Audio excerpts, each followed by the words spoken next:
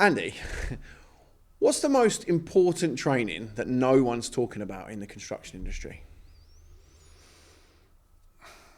It's a good question. First of all, the training that's in place that I don't think is working, I still feel it's too classroom based as a generic. And I think the difficulty is everybody asks that question in quite a broad spectrum, but you've obviously got the two sectors of the industry, if you want to call it that. You've got residential and commercial, which are very different, as we know. So residential, your kitchen extension, loft conversion, bathroom, compared with all your big sites, your prisons, hospitals, schools, new build flats, they're very, very different. And I think the training should be different. So my background's all residential, apart from a bit of commercial in Australia in the 90s, but that doesn't really count. I learnt purely off the old boys. Never saw a classroom, didn't do an apprenticeship, didn't go to college. And I still to this day think if you could choose a route, that is the important part, because you cannot learn experience of how to do something. How do you learn plastering in a classroom? And I still think that is an integral part of the training.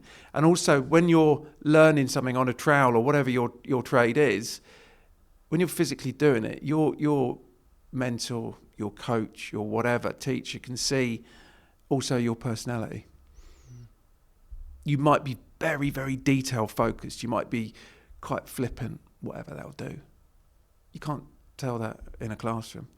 I think the big thing, going back to your question, I think we need more focus on that. But secondly, the thing which I find scandalous that isn't part of an apprenticeship is how to run a business. Because let's be honest, we'll talk about this later, I'm sure, but a lot of us fall into construction, which is wrong. We'll talk about that later. But I think it's 91 or 92% of tradespeople will be self-employed at some stage in their career. Some love it, like me. Some want the security of a full-time job. Neither right or wrong. But when you set your own business up, you haven't got a fucking clue. You're winging it. Now, obviously, years gone by when you didn't have social media or mobile phones, you couldn't get that advice elsewhere. So when you're pricing jobs, when you're speaking to your accountant, or you're doing your own accounts, marketing, insurance, public liability, employer's liability, all these millions of things, we ain't got a clue. That has to be part of training, 100%. And that's the reason we've got so many companies going bust, external factors as well. But you're kind of winging it. The first job I priced on my own, I remember I was in my old van, went to the customer's house. This is how long ago. We went to the customer's house, met the architect there. It was husband and wife. A4 piece of paper with some, I think they were computer drawings. They could have been handwritten. And at the bottom was the structural character, literally a few lines of steel sizes. Walked around the house, and I went and sat in the van, turned it over on the steering wheel, started pricing it. I was like, where do you start? No one tells you that. No one teaches you that.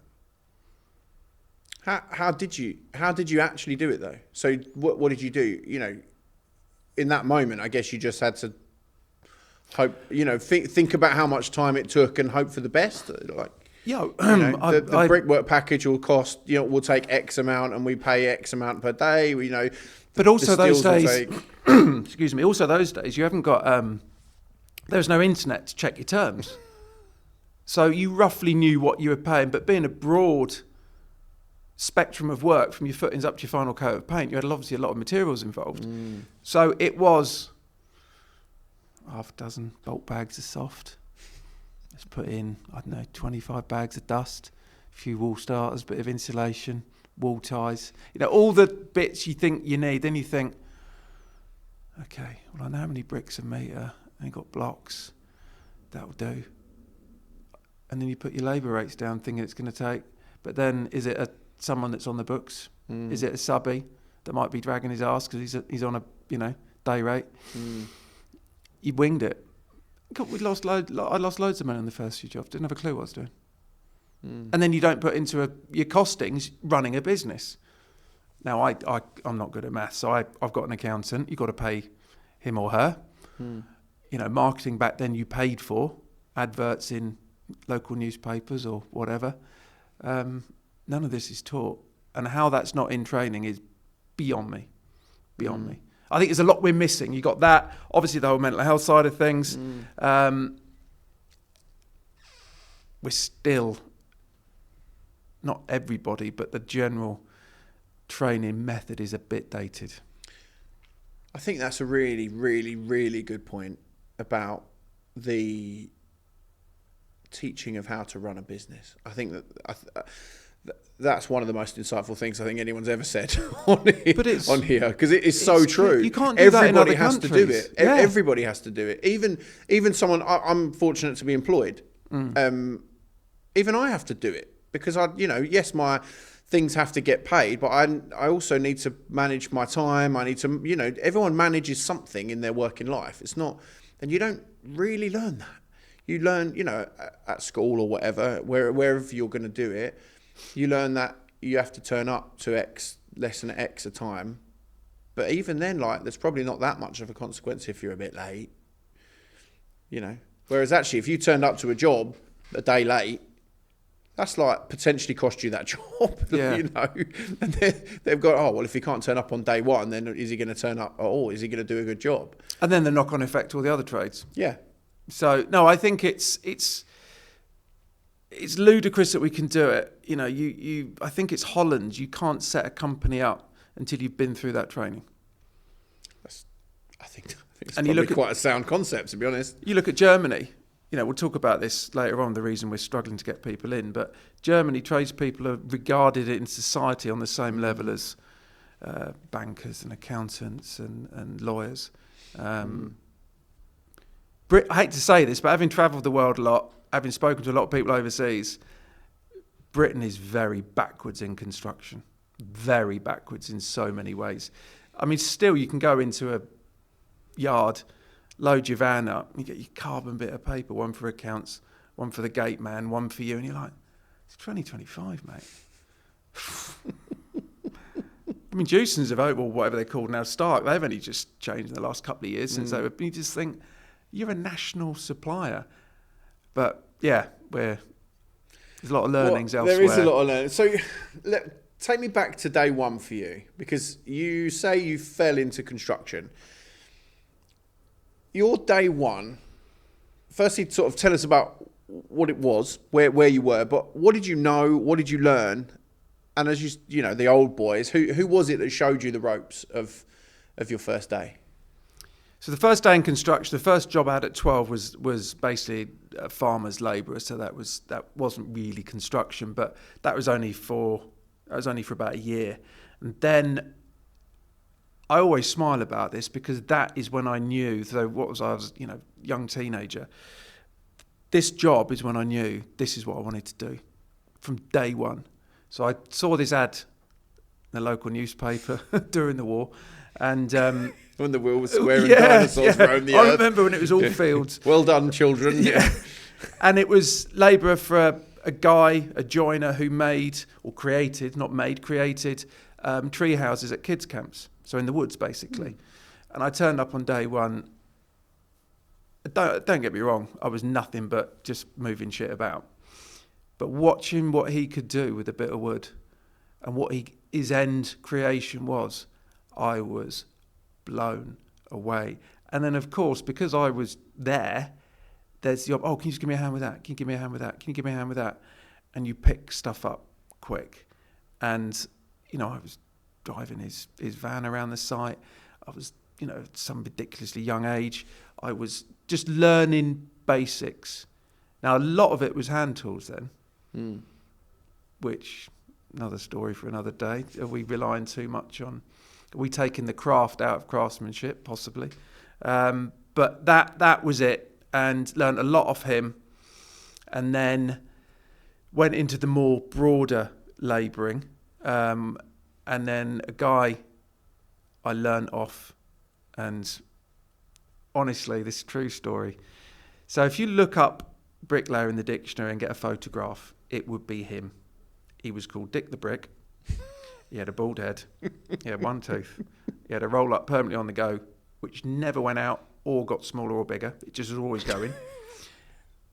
Big stomach, tracksuit bottoms. hated customers, hated building control. But what he could do with the trowel was porn. The way, whether struck or burrs beaked or, donged out, whatever he did with the stock, stocks to me is brick porn, yellow or red. And what he could do with those, a lot of the extensions we did were with, matching in, we were teething in stocks. It's just like, fuck, wow. But if he didn't like, seemingly he didn't like people. He just wanted to work. He just wanted to run the line. So how did you learn? How did you learn from him in that way? Because you can watch someone lay brick. Like I consume a lot of brickwork. Yeah. Now, I mean, I'm lucky because there's YouTube, right? YouTube wasn't around when we were sort of younger. I don't think YouTube started until I was like 15, maybe. But I can watch and maybe learn. How did you learn from someone who seemingly wasn't that enamoured with people, didn't like customers, didn't like the building control guy, probably didn't like you because you weren't giving him muck quick enough, or that's the answer to the question. He was brutal. He didn't let you touch the trowel. Okay. And this is where, again, if you said, what do we need to do more of? You need to know exactly where everything goes for the brickie to be happy and lay. So typical Monday morning, get there at 7, first drop, depending on the driver, 7:15, unloads a lorry full of crap. So you've got bolt bags of soft, you've got dust, you've got all your bricks, your blocks, your insulation, your wall starters, your wall ties, you name it. It's not just bumping it around the back, it's knowing where to put it all. So he needs his spot boards exactly there, depending on what he's doing, size of it, etc. But he needs a pile of bricks that way, stacked in that way, the blocks, where the insulation should go. Everything, so all he does is work and he's not shouting at you to get it right. If you learn that, I think you've learned the hard bit. Because if you just practice laying, you suddenly think, oh Christ, got to go over there to pick a brick up. Why all the cavity bats at the end of the garden? It's all these little things which, and he was, old school. So he had his son. He had 2 sons working for him, labouring as well as I was getting older, and it was Mark, and there was the odd row, the scrap, tear up on site, but you knew where everything needed to go. And I don't think you should be allowed to touch a trowel or anything until you know that 100%. And that takes months. You can't just do that overnight. Every job's different, as we know. So he needs everything in the right place depending on the job. I think that's vital. All trades, in my opinion, all the hard work is prep. Yeah.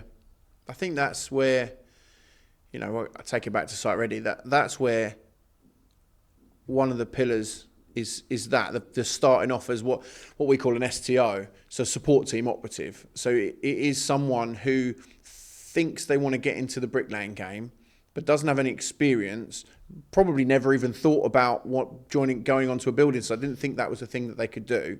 And then you go, do you know what? Here's a chance. A bit like what you're saying. You can be an STO, and what that means is you're the support team operative. You're not a hod carrier, you're not a labourer. You are the learner in that situation. You learn from the hod carrier, you learn from the labourer, you learn from the bricklayers. And maybe it's difficult now because learning the hard way is hard in current society generally, because you don't get away with being how we used to be. Do you know what I mean? You still get the dick the bricks on site, but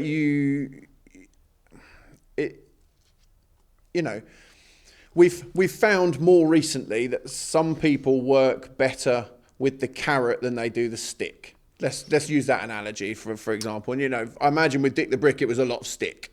Yeah, but I think a bit less carrot. I would do a lot of practice on my own, away from the job. So where I was living at the time, I still do it to this day, but where I was living at the time, I was determined to build an outdoor office at the end of the garden purely from bricks that we're taking out of houses. Wow. So obviously you have to get all the bricks up there, all the gear and everything else. But and they were stocks. I know I should have sold them because they're worth a bloody fortune, but I just thought I like working with them. I've seen what he can do. And I didn't use any string lines, no corners. Wow. I just got the corners up with a level because I thought if you can do that, I mean, don't get me wrong, it wasn't the world's biggest building, but I thought if you can build that just by eye and with a bubble, you're getting there. Mm. And a couple of courses you look back, it's not great, and take it down. But that was brilliant for me because I think when you're on a site, who's watching, pressure, is it going to be all right? And I think when you're relaxed and sometimes things like that, you just do it. Mm. Do you think that taking it into the training space now, so you have sort of the NHBC with their hubs, you've got Lee Marley now with a hub, you've got Site Ready with the training hub. Is that essentially like your home? What you did was essentially the homework. Yeah. Because not everybody is going to get. I mean, actually, this isn't actually true. I was going to say not everybody's going to get the opportunity to have some bricks and make something at home, but you don't need to be a big area to lay bricks on. So this is part of the talks I do at the home building and renovating show. So I think it's about 9 years I've been doing it. So I mean, I'm the youngest in the team. They're unbelievable in their own way. So we've got QSs, architects, interior designers, planning consultants, finance experts. And when I do the talks, which is generally how to find and manage trades, how to finish it on budget and on time, one of the things I say at the end is when you get to the end of a job, chances are most people in their own home is running out of cash. So look, if you're running out, and people generally leave gardens and driveways till the end, give it a go. And I put pictures up of little things I've done, little retaining wall or that sort of thing. I say, look, what is the worst that can happen? It looks crap. You take it down, you clean your bricks up, you stack them up and bring in a brickie. But I said, if you do it and you're happy with it, it's the best feeling in the world. And give it a try. And I think the amount of people, look, it's never going to be anywhere near what the... No, you're not going to make it the same as Dick the Brick. No, and obviously the incredibly skilled brickies in the industry, but give it a go. And it's... a couple of people I know have tried trades and left their careers in totally, office jobs basically. And there's a guy that runs a training college in Croydon, amazing man, and experienced carpenter, bricklayer. He's got to be in his late 60s, and he said the numbers of people coming in their sort of 30s. Is more than the youngsters. Going back to when you were starting, was there a moment, and I think maybe it was when you were working with your joiner at the beginning, was there a moment you were like, you realised you wanted to do more than just build, you wanted to sort of shape the industry? No, that was later. I started off just wanting to work with my hands. That's all I wanted to do. And when I set the building company up, when we started winning all these awards for the high-end extensions, refurbs, we did all the city boys in posh parts of Surrey, some of the Chelsea footballers because they're training grounds near Cobham. There was no better feeling than walking into an untouched dump, extending and refurbing it and leaving it as a show home. Best feeling in the world. But then I think as you get older, well, my priorities changed. Obviously, I've been open about the nightmare divorce I had, what it did for me, how it impacted the business, then being diagnosed with complex PTSD. So the whole conversation with clients about that horrible word extras, I couldn't do it. Because of the PTSD, it's fight or flight. So you either run away from it or you have a fucking great row. And you can't do that with the client. So often, even the lads were like, and you're not a charity, you can't just keep doing this for nothing. Then we started getting knocked. Not because of the poor work, because there's never any poor work, and I'll stand by that. It was because people knew that, and it happens everywhere, get to the end of the job, that last big payment is your company profit. and they'll look you in the eye, having spent £250,000 with you, going, I ain't paying you that last bit, take me to court. And they know you haven't got the time, the money, or the headspace or experience to know what to do. So you write it off. So then with that happening, and I joined a few bodies and boards and federations and all that, saw the bollocks going on behind closed doors, and just thought, this is a wonderful, wonderful industry with amazing people in it, but it's being run by idiots. Then started doing more things sort of in a more, I don't know what the word is, more official basis, if you see what I mean. And then obviously doing the media stuff the last 10, 11 years, seeing the crap that's put out on telly because it makes good TV. It's not the truth of what actually happens. Cowboy builders or rogue traders Jesus or... Christ. No one puts on the NHBC awards show going to the best building sites in the country. Do you know what I mean? They're not... That doesn't make good telly. It's not good TV. And so I got most of the way through a series on Channel 4 a few years ago, and it just got to the stage where if I came into your house, went and saw a couple in Newport, South Wales, the cameras there, I had another presenter with me, and we were going through all this stuff. And then they came to me because she used to be Homes Under the Hammer, Lucy Alexander. She obviously brilliant in front of camera. She was superb. As soon as it went, she was bang, switch. She was brilliant. Andy, what do you think? And this couple had £2,800. They wanted new boiler, new central heating, rewire, flooring in the kitchen and decorating. And they said, what do you think? Their budget of £2,800. And I went, you get a boiler on the wall, flew out, commissioned, tested, maybe a tiny bit of decor, but, well, you can't say that. But that's what you're paying me. To say, no, we can do that. We'll make sure we do it. But then you've got people watching it thinking, I've only got to save that amount of money, I can get all that work done. So it didn't make good telly. So then I did some stuff with LBC, that was interesting. And then obviously the exhibitions, writing for the mags, and then did a podcast for a couple of years called Build It, which was really good, but it was way too early because the States are well ahead of us, as you know, with podcasts and numbers. So then I thought, right, I can make a difference here. Because I learnt the hard way.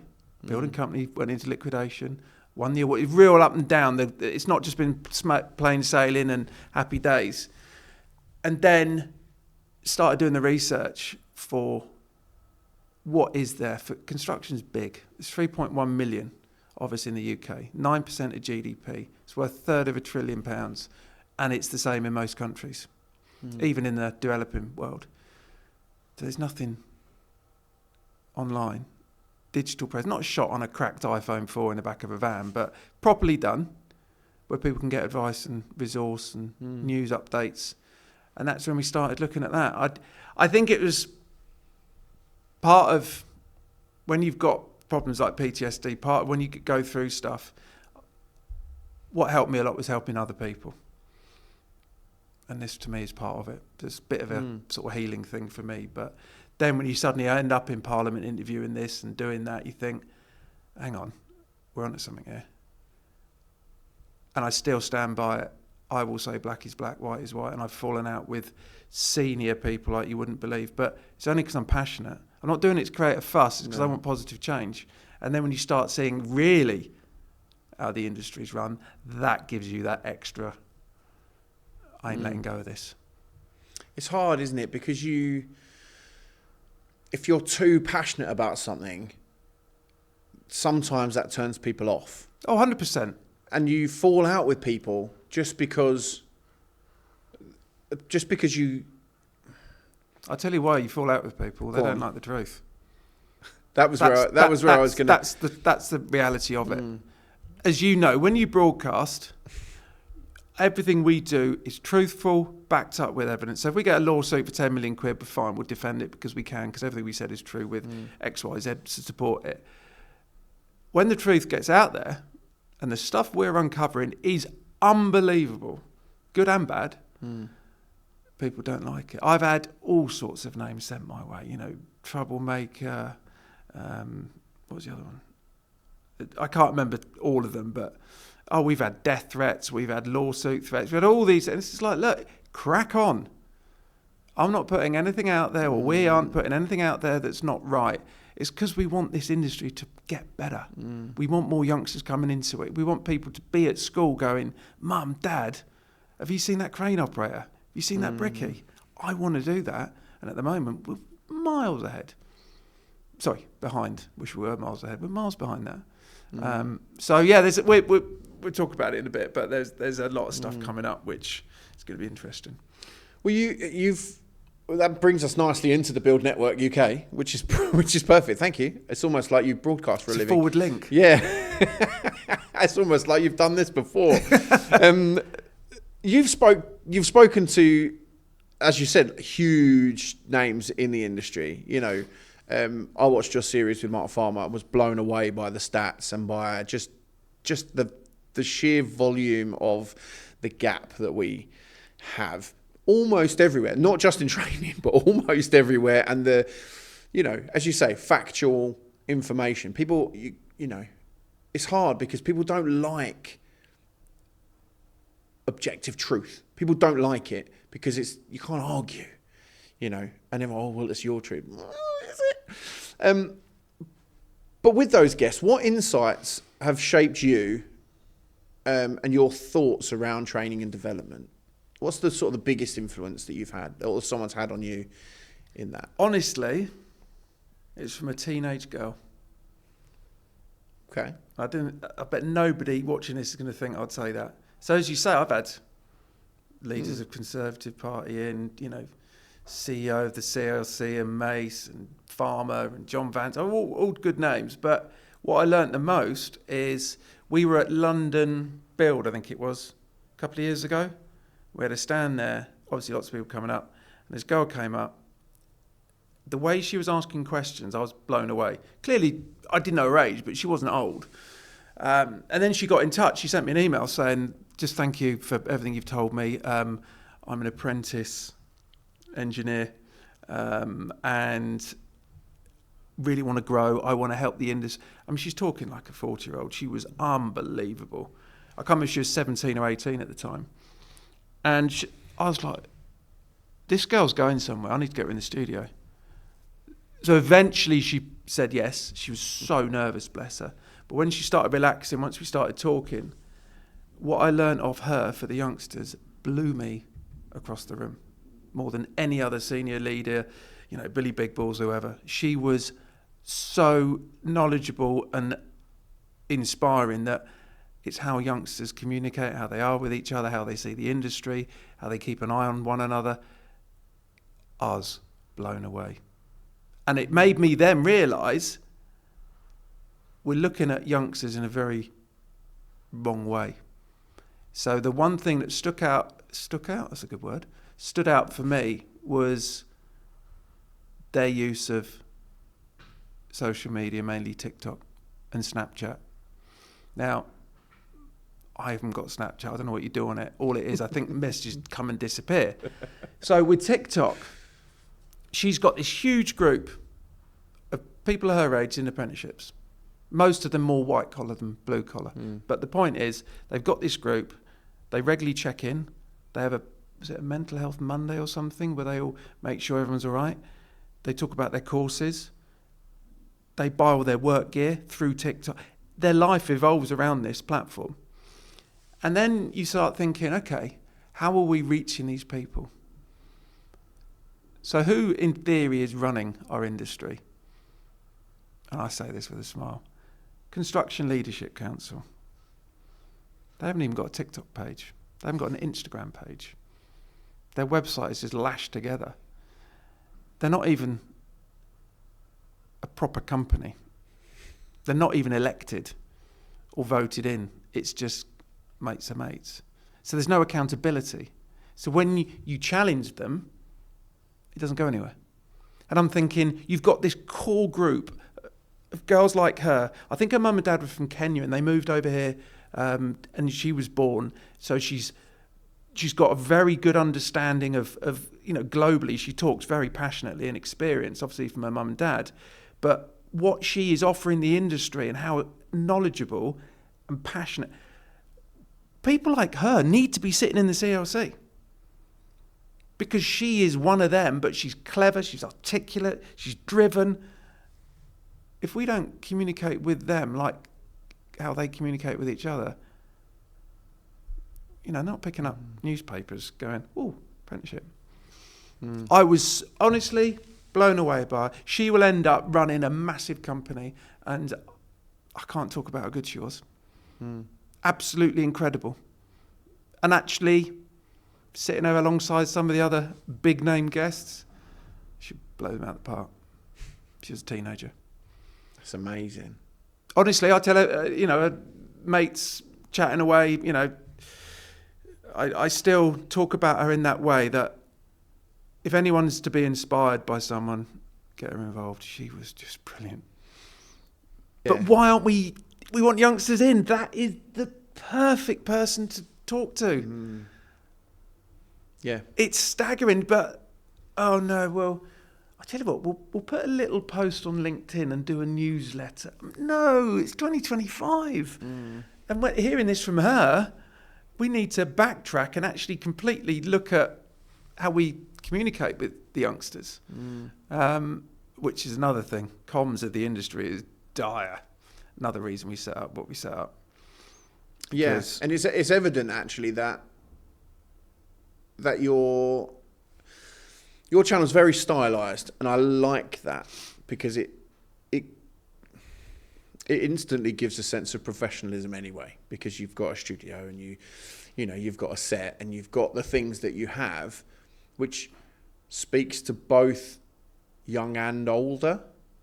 People like the almost, I was going to say like the gadget show type look. It's not that, but it's like, it's a clean, crisp look, which talks to both, adult, professional and young person, because it's very easy it's accessible. That was the hardest thing, set design. So we originally started in another studio, huge place. I'd lost count of cameras, and I mean the edit suite was as big as this. Wow. Yeah. And big green screen, massive studio. And I was like, whoa, hang on. Then we spoke to the industry about a few concepts. It's too much. People want something clean, crisp, not too over the top with fancy graphics in the background. And then the bizarre thing is, we initially thought it would be more blue collar than white collar. Okay. Because of the stuff I've done in the past, because of how we felt trades interact. But it's gone the other way. The initial goal was to inspire and bring the next generation into the industry. And suddenly when you start, because we listen to viewers, like we started with a weekly news show. And I was like, the industry's not ready for this. Okay, well, what do you want? We want to hear is something like a special report. And that's what we've done. So the one of the whole, these professional performers, these women at the On the Tools do, which cause a bit of commotion. I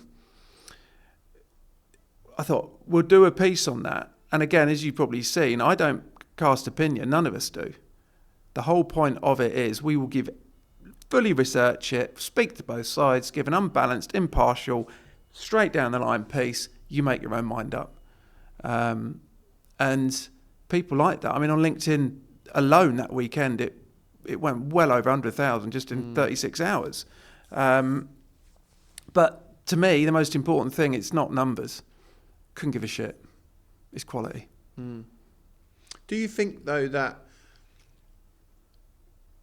you obviously set out to reach the industry in the wider sense, the blue collar industry, but what you've done and is reach the white collar industry, and it's kind of a weird thing. Do you see that as failure? Good question. It's failure because my initial concept and mission was to do that, so that didn't work. But it's also being a trade. Would I watch what we were putting out to begin with? Maybe. But then you take a step back and look at very generic average trade. Does anyone really give a shit about regs? And that probably not. So that's when we thought, okay, most trades love watching other trades. You know, funny stuff or skilled. You know, we mentioned Charlie, you know, Bricky. You know, people love watching stuff like. There's a guy called Ben who's landscaper down in Sussex, and what he does with porcelain is impossible. Absolutely impossible. And I've talked about him when all the shows I talk at, because it's art. Still, my brain watches him going, has he done? I can't see. And that's what us trades like watching. It's compelling. It's just compelling. It's inspiring as well. I walk around building sites and I'm exactly the same. I'm supposed to be doing a health and safety inspection, and I just sat there. They're like, "You're all right." I'm like, "I'm just watching that guy lay these bricks. I can't stop." But I do think the industry's changing, as you said earlier. The next generation, they're very, very different to what us lot, in terms of how they address things. They take things a bit more seriously, dare I say it. They talk more about things like mental health and training and everything else. And I think, what we're putting in place now, as they develop and get more experienced, this is, we believe, what they're going to want to see. So, me talking to a housing minister, would the average 50-year-old my age trade watch it? Vast majority, probably not. But the ones coming in want to learn more. They look at it in a very more professional manner. I think that's a good thing, though. It's a great thing, because professionalism is actually like almost what's been missing. This is opinion, not. This is my opinion. Professionalism's not been fact. missing, and you can back that up by saying one thing: we're not fucking licensed. Anybody on this estate, anybody in this country can walk into your house tomorrow morning and say, "Oh, I've been a builder for 30 years. I'll do your extension." Okay, build a fancy website, blag it. Yeah. And so because of that, and the stuff that makes good TV, what chance have we got? It's not professional. It's an absolute joke that still happens. Name me a country in the Western world where you can do that. There isn't any. Scandinavia, hot on it. Holland, Germany, Australasia, North America. And you look at the shit show that these cowboys leave people's houses in, you think, that's going to make great telly. Which is a sad place to be, right? But also the flip side to that, I only ever went to a house that had been left in shit. I got a phone call from a very, very hysterical woman saying, "Look, we've been given your number, you've been recommended, please, can you come and have a look, please help us." I said, "Just explain what's happened." This guy's come in. Why do people pay so much money without a contract, especially cash? He'd basically taken the back of the house out, kind of propped it up, ripped the floor out, kitchen, you name it, and done one. And I said, "Look, I'm really sorry, but I tend not to get involved because I can't guarantee the existing works. Whatever we do after that, if there's a problem." And she said, "Please." And I could hear in her voice, she was really desperate. So I dropped everything and I went and saw her. She was 8 months pregnant. Didn't tell me that on the phone. And she was bad. And this house was even worse. So I phoned the building control, the local authority building control. I said, "Anybody know this house?" "Oh yeah, we did look at that a while ago." I said, "What was the last part of the work that you've passed?" And it was music to my ears, steels. We haven't seen it since. I went, "Brilliant." So structurally, it's fine. Is fine. I said, the rest of it is really do it with your eyes shut. It's superficial, isn't it, really? We'll rip out this, I think he called it a floor, this bloke that had done it, whatever it was. So we finished it. And the reason it sticks in my mind is because the husband was lovely as well. Suddenly one morning she wasn't there. She's gone into hospital to have the baby. And I can't remember if it was a mother or mother-in-law was there, waiting for her to come home in a couple of days after the baby. And she said, "Oh, you're Andy?" And I said, "Yeah." I said, "Oh, nice to meet you." And she goes, "Can I just thank you?" And I said, "Why?" She goes, she was about to lose her baby because of the stress.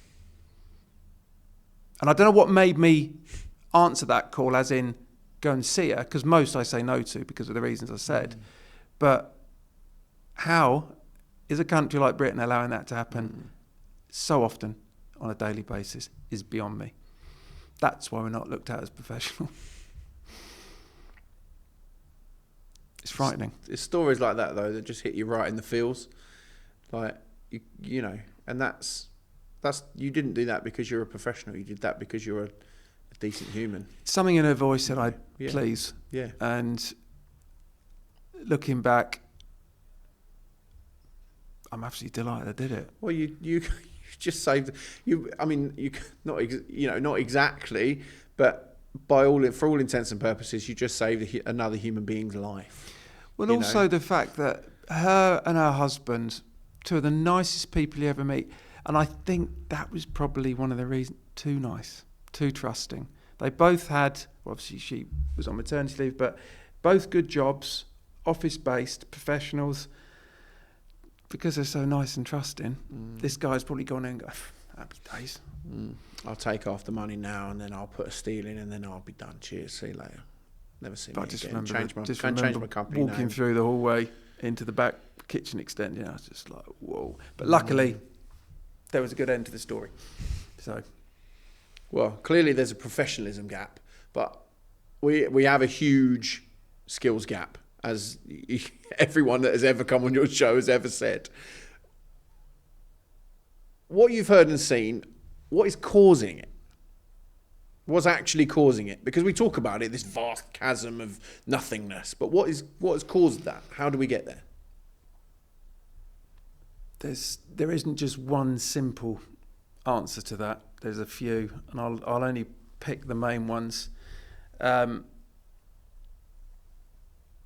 isn't an order to do them in, but I think to me it starts at school. When I was at school, and I laugh because my son said this to me last school year. He came home, he's 11. I said, what did you get up to today at school, mate? He's not an academic, sadly, he's got my genes. And he said, it's boring. And I said, he's doing geography. And he said, Oxbow. I went, not Oxbow Lakes. I learned that at the same age as you. Never needed it. So they're learning crap, but also they're not celebrating kids that are going to work with their hands. So you've got two types of people. I always say this. You've got people that work with that, people who work with these. From an early age, 10, 11, you know where they're heading. They're either very good, very academic. My view, and I'll stand by this, if you can see a kid that's academic, they're the ones that you want to push to get high grades, to go to university, to study, law or medicine or accounting or whatever. Get it. But the ones that aren't, don't just call them thick and tell them to go and dig a hole, which is what I got told, and my son's being told. So nothing's changed in 40 years. Celebrate them. Because it could be a trade, it could be a chef, it could be a mechanic, it could be a nurse. It could be any career that you work with your hands. If you get them early, you'll find what they want to do.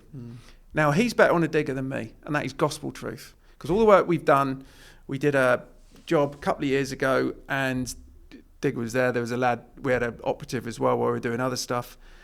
I mean, it was one of those easy digs. Everything just comes out of the ground as though you dream of. We had him booked. So I said, do me a favour if you don't mind. Just lads off school, do you mind? And by the end of the 2 days that we had left, he went, he's unbelievable. He's grading, he's doing this, he's doing that. And I was like, wow. But he loved it. He loved it. We've been to open days at plant hire companies so we can carry on doing it. Now, the problem with the school system is, it's not changing vocational careers like construction, isn't celebrated. The other thing is, we have a massive problem with class in this country. Now, the example of that is, when I worked in Sydney in the mid-90s, I had 2 jobs. I was labouring and I was doing door work and bar work in the evening. And I lived in, it's funny, apparently it's really posh now, I lived in this really shit part of Sydney called Glebe. It was rough. I think I had a pub, a corner shop and lots of fights. But that's all we could afford. Yeah. So I'd labour during the day, come home, quick shower, then go and do the evening job. And I walked down George Street to work in the Rocks, and it's still there, hilariously, the bar and nightclub that I worked in called the Orient. And I walked past, I think it was either ANZ or Commonwealth Bank, and I stopped. There's these very senior guys, 60s, lovely suits, briefcases, coming down the steps onto the pavement, and a bin lorry turned up. Obviously a commercial building, big office block, lots of bins. Guys jumped out, covered in shit, obviously. They had a conversation about the footy for about 10 minutes. And that blew my mind. That here, you would never see that in a month of Sundays. And to back that up, when I was still on the tools, walking down the high street, wherever you're working to get your sandwich or you go to the cafe, whatever, I'm covered in some people where we work. Yet, when I'm coming out of the studio or Parliament or wherever and I'm smart, hello. That's the problem we've got. Construction is perceived as the one that the thickos go into, where there's a bit of a class problem. When you go to somewhere like Germany, old plasterer I know lived there for 14 years, and bless him, he didn't have a suit. He had this first evening function when he went there, and he had to go and get a suit. Didn't even know how to put it on. Brilliant, love him. And he went there, and he's quite shy, and he told me this story that this guy came up very well dressed. And he said, "What do you do?" And he said, I'm just a plasterer. And he was shy about it because he felt he was going to be looked down on. And the guy went, "Really? Oh, tell me about this." Suddenly, 20, 30 minutes had gone by, and he's feeling part of the group.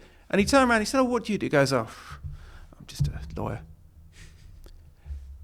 But it's celebrated, that skill, that craftsmanship, that ability. Whereas here, because it's not promoted in schools, university or fail, and then when you do it, it's not celebrated. You are good at what you do. There's a class system. And I think that is fundamentally the reason. The second main reason is, as an industry, we have no leadership. Yeah, I agree with most of what you just said. I want to give you a bit of pushback on the hands and the mind. So, and I'm aware that I'm generally talking about outliers here. We've got an apprentice. In fact, I think, is he still an apprentice? Yeah, he's still an apprentice at the moment. He hasn't quite passed his endpoint assessment yet, but he went to uni. He's a biologist of some sort. Clever cookie. Very, very clever cookie. Almost intimidatingly clever. Yeah. And he just decided, I don't want to do this anymore. I want to be a bricklayer. I want to lay bricks. I want to work outside. I want to do, for all the reasons that you want to work outside. This guy who has got quite a lot between his ears has decided to become a bricklayer. And I watched, when I was watching one of the things with you and Mark, it was, not that I don't take offence to some, because it's not. These, Farmer or Reynolds, sorry. Farmer. Sorry, Farmer. Yeah. So that is the common thing that is said, and it is common because that is, in the main, what happens. And I've chatted to Bob Noseda, I've chatted to Lee Marley, and I've chatted to those guys who, Lee Marley couldn't read, still doesn't read very well, but he's incredibly intelligent, and I sort of want to tie those two things together because I know what you are saying, and I know what you're not saying, and what you're not saying is you can't be a bricklayer and not clever. No. I think. It'd be fascinating. And even academically, like, just because you are really good academically doesn't mean, and I think it comes back to the class issue, that if you're clever, if you're academically up there, there is a class. Almost, especially, I live in Saffron Walden. There are class issues in and around there. It's expected. If you are intelligent in an academic way, it is expected that you do well. It is expected that you go to college, and that's okay. You're allowed to do well. But you are also allowed to choose a trade if that's what you want to do. But the expectation is, and this is where I think I'm pushing back. I'm pushing back on the expectation of you are intelligent, therefore, go and be X, Y, Z. Whereas if you're not, go and be. And even with my hands, I'm gesturing up and down. It's not even. Maybe that's unconscious bias. That's weird, isn't it? Subconscious mind saying that, and I think what would be interesting. I'd love to hear the backstory to that because, again, talking about the majority. The majority of parents that have funded someone through 3 years at university are going to want you to go and do a job accordingly. I think it's fucking great news that he's been supported to go and learn to how to be a brickie. Brilliant. Well, I think But go on. Working in all sorts of houses over the years, mainly, the posh lot. A lot of parents say, no, you need to go and work in a bank or whatever. But I think it's fantastic. And that would be interesting to hear. What made you change your mind? You've got a degree. You're clearly a very switched on lad. Why? Because how many people are also in his position? Come out of university with what I call a purposeful degree, like biology or law or medicine, not old wanktology or ancient history in 1022 or whatever. Which is going to qualify you for the square root of bugger all. But coming out with these degrees going, actually, I don't want to do that. I want to go. These are the people that we need to promote so youngsters can watch it and go, maybe university is for me, but actually I want to be outside or I want to create something. Because to me, they're the stories. That kid should be pushed around everywhere, promoting the industry because he's gone and got a good degree. He's a clever kid, but he's gone, do you know what? I want to be a brickie. They're the people we need to inspire the kids. It is. And I guess that's the... it's almost I don't want to say the lowest common denominator because it's not common because you don't hear about it. You hear TikTok is full of labourers and bricklayers and plasterers and all those things who that's what they do. That's what they've always done. That's what their dad did probably, and they were told that they were thick or stupid or whatever it is.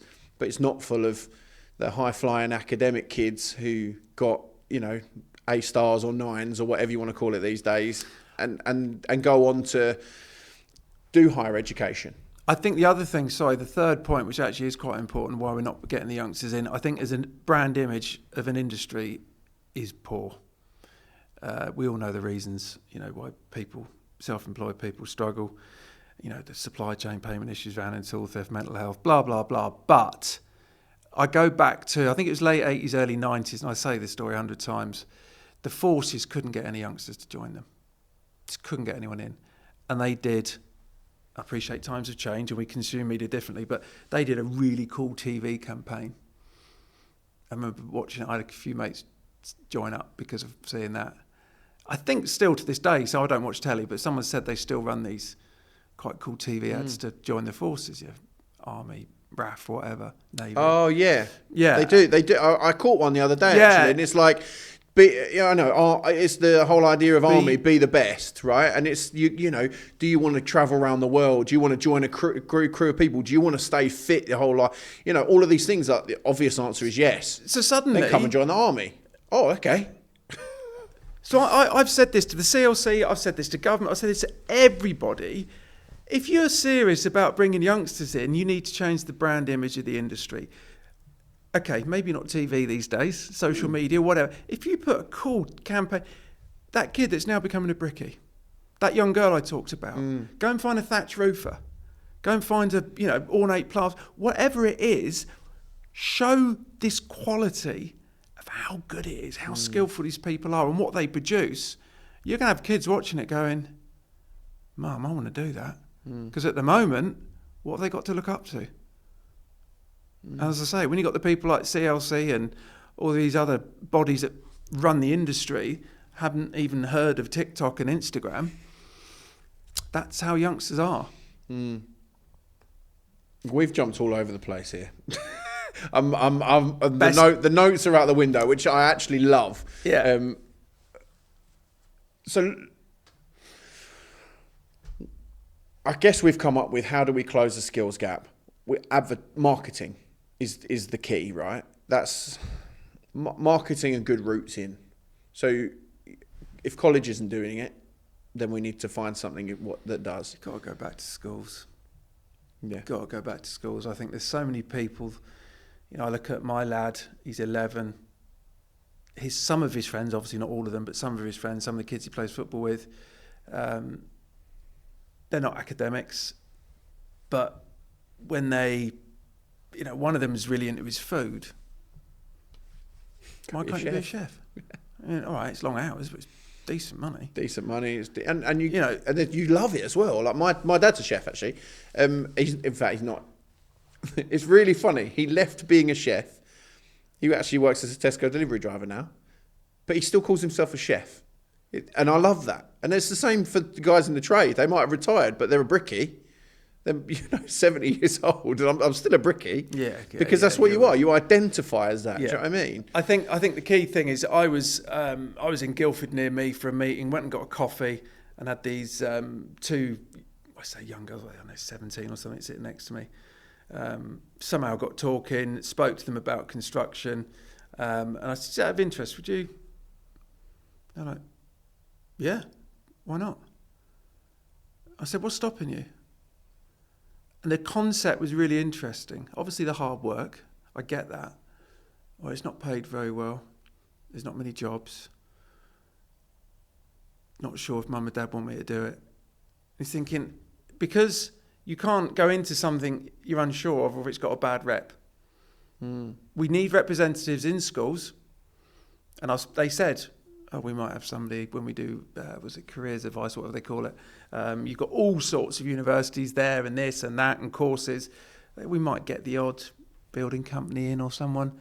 We need to be in those schools and, you know, have a little area where someone's laying bricks. Because you know the big thing is, one thing I haven't said, and I stand by this, when you got kids in reception year 1, what do? They make stuff, they create. So they come home with stuff, shoe boxes, cereal boxes. I've got a 4-year-old, he's in reception. If I see another thing come home from school. So the big thing for me, it's in our DNA to create and build and make things. Because you've seen it. You put all this crap in a pile. They're not taught, they make. We make stuff. Come to year 2, year 3 onwards, there's a computer, son. All that creativity is sucked out of you, go and tap away. And there's very few schools, and again I might be wrong on this, but there's very few schools that will actively continue that creativity. It's more about dig. And I think that doesn't help because, you know, some of the stuff that my lad bought, I was like, that's really good, mate. And then suddenly it's gone. It's in our DNA to create and build stuff. Why aren't we pushing that through? It's so true. It's so true. I gave one of our guests, Dan Carey, was on a few weeks ago. He's just like the construction guy. He loves making stuff. He literally is like a reception child, but sort of 30-ish. And he loves it. And I gave my daughter, my son and my daughter, I told them that I was coming on with him, and they made him. My daughter made him a sarcophagus, which is like a pyramid. Okay.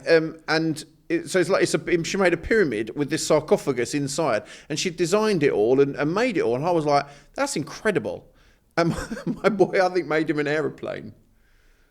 Because he's 4. Like, what else are you going to make? But you're so right about the creativity. It's in our DNA. It is, it absolutely is. I came downstairs on Sunday morning, and there's paper absolutely everywhere. And I said to my son, I said, what are you doing?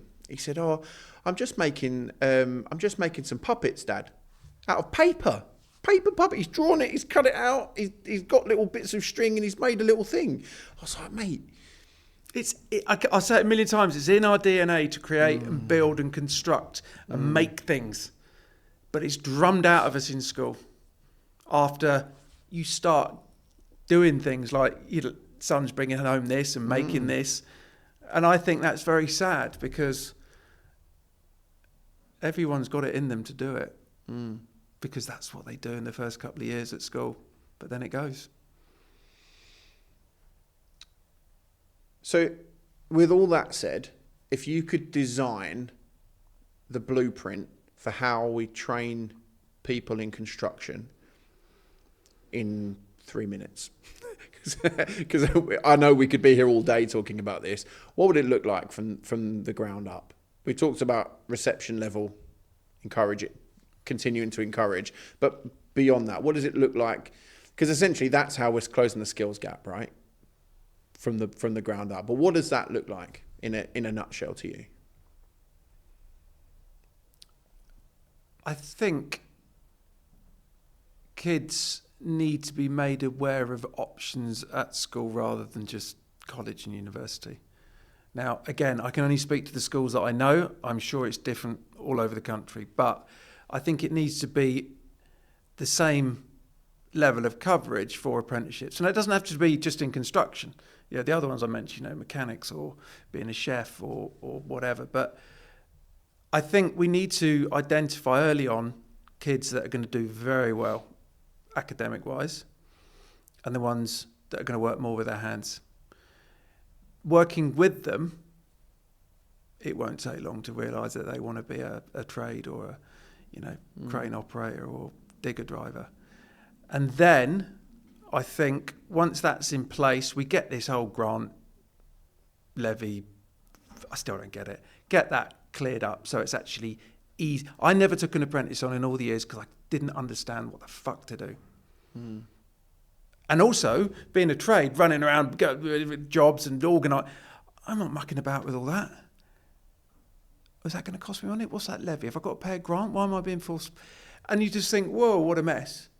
So CITB, as Mark Farmer has said, and this is the mad thing, aren't fit for purpose. Pretty much what he said in one of his reports. And they're still soldiering on. Then we need an organisation or a body to run the industry properly. So these are employed people on salaries. This is their job. Because everyone in the, all the federations, councils, bodies, all the rest of it, they're volunteers. You've got a day job. You're being paid good money because of your experience, but we want you to graft. You can't do that part-time. So a body running the industry, getting youngsters in where they're accountable. So at the end of the first year, if you've done nothing, like any job, you're going to go. So I think we need to rip up the top and find another way of generating interest at the bottom. Because, my honest view, so with £600 million that's been earmarked, as we all know, to get the next generation in training. I'll tell you one thing. It's already spent. It's already allocated. And the sad thing is, all the residential guys won't get a penny. Tier 1s are going to love it. Tier 2s. That's But tricky, Tier 1s represent 0.9% of the industry. 0.9% of 3.1 million. So you've got this representation for a micro amount of the industry. They're governing and running us. So what about all the SMEs and micros? Why is there no voice for them? Because without them, without us, it would grind to a halt tomorrow morning. So we've got the bottom, the answer to your question in a convoluted way, we've got the bottom, we need awareness in the schools, we need to work with the kids, not just pigeonhole them into, you've got to go to university. Obviously there are some ones that do and do exceptionally well, we need that desperately. But also, if someone isn't, and I'm saying my son as an example, he might go, but judging by how he is, I've got a picture on my phone, I'll show you in a minute. When he was 3.5, I was finishing a job on a Saturday, came with me, loves sitting in his seat in the van, came with me, he's got a 4.2 metre length of skirting he's carrying, and he's a strong kid, and he's got a bag of tile adhesive he's lugging in with me. But it wasn't what he was doing, I'll show you the picture, it was the grin on his face. He was so happy. So if that's what he's going to do, work with them, find out what you want to do, but then having the right leadership, bring that together, bosh, we're thriving. It seems like the answer is making people feel like construction is not a failure of their academic capability. It's a success Yeah, because hugely. Right. What's one of our biggest incomes as a sector in this country? Tourism. So people are travelling from all over the world, which isn't cheap, hard-earned money, and what do they come and do? They take pictures of our buildings. It could be London, it could be Edinburgh, it could be the Cotswolds, it could be castles in Wales. We built them with our own hands. They weren't, 3D printed and flat packed and all. We built them with our hands. Why aren't we passionate about that? Why aren't we going, I built that? I mean, obviously, the amount of times us lot go past a job, I built that extension, mate, or I fit that out. But we should be passionate because what we do is incredible. It's unbelievable. But we're not. And if that's drummed in from an early age, you can achieve that. You can do that. How good does it feel? Bosh, they're inspired. Well, if that's the case, what one piece of advice would you give someone starting out in the industry today? Well, actually in it or looking to get into it? Looking to start in the industry today. So if I'm Johnny the joiner and I want to go and do joinery, what piece of advice are you giving me today to get me in the industry? I think the first bit is joinery 100% what you want to do, or are you not sure? Because I think it's got to be something you are really interested in, not, someone said I can earn a few quid doing that. I mean, don't get me wrong, joiners earn decent money, as we know, but I think it's finding something that you are passionate about, because you don't do a job properly if you're not into it. Let's say it is a joiner. My thing would say, learn, learn, and learn. And even if you go and work alongside people on a site, in a workshop, being a joiner, pick it up, suck it up like a sponge. Go on YouTube, go on Instagram, learn, learn, learn, learn, learn, and keep, joining is brilliant. You can just make bits at home. And the more you put in, the more you get out. It's not just a piece of paper at the end, it's building your skill set. And just learn off great people. But if you've got that passion, that will be automatic. But if you kind of fall into it or you're pushed into it, you won't succeed. You'll coast along. Be the best. That's it. Well, we have a closing tradition on this podcast where you get to have your inputters who you'd like to have or listen to on the podcast. So if you could have anyone sat in your chair having a conversation with me about training in the construction industry, who would you pick? Go back to that young girl. I think a lot of your viewers, listeners could learn an awful lot from her. And as you've seen, I've, had some pretty big names, pretty well-respected people in the industry and across Parliament I've interviewed, but she was brilliant. And we're talking about youngsters, we're talking about training, we're talking about getting into the industry. So she's year 2, maybe beginning of year 3 for apprenticeship. She'd be brilliant. I'm not just saying this, if you got her in, you'd be blown away. Your phone around and go, where'd you find her? She's awesome. Well, I'll get her details off you, and we'll have a go. And There's very few people. I'll try and get Ed as well, who was the guy I was talking to you about, our apprentice who is a biologist. Yeah, I think there's very few people that I come out of an interview or come out of the studio or on location, whatever it is, and go, whoa. And if you'd said to me 10 years ago that would be a teenage girl doing her apprenticeship in engineering, because you think it's going to be someone older with more experience and knowledge and understanding. No. She's brilliant. And again, we need, the youngsters need to be looking at people like they can associate with her more than some old fart like me.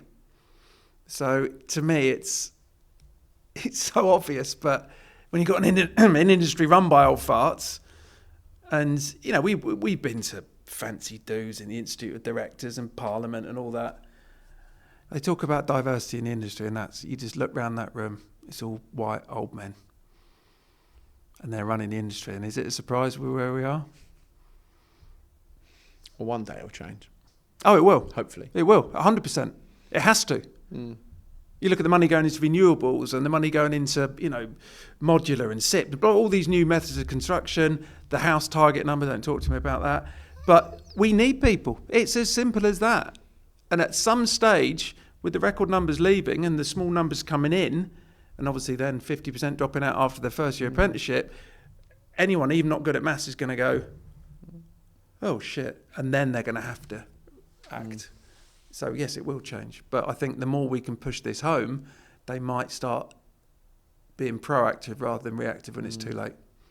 Because you look at renewables up in Scotland, a friend of mine's working up there, and the money being spent up there is off the clock, and also obviously West Country and Wales.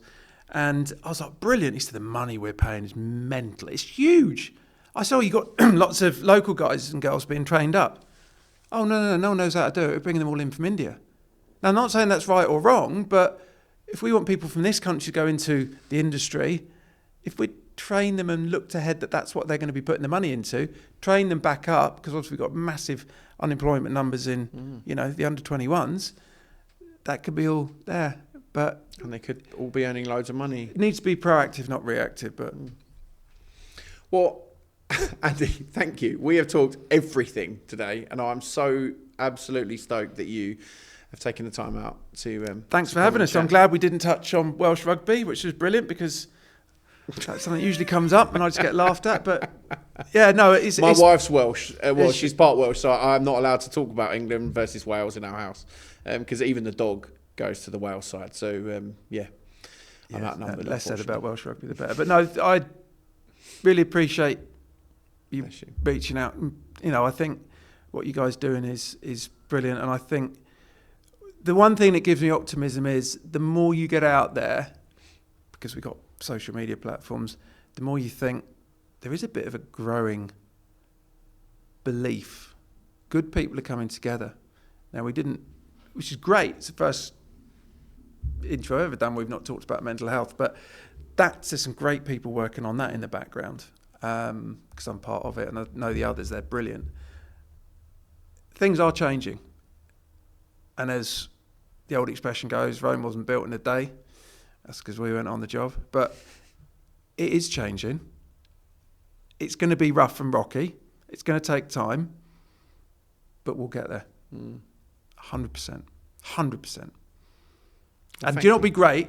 Sit here in 10 years and go, remember that chat we had? Look how many youngsters are coming in now. Box ticked. Done. Inspiring those youngsters, getting them in. And suddenly every kid's talking about, oh, you a spread? Oh, I was looking at doing that, but I'm a chippy now. Oh, brilliant. Be passionate, be proud of what you're doing, because it's a bloody good industry. You can take it anywhere in the world. You've got Australia, and they're crying out for trades. There's always shit being built. They need us.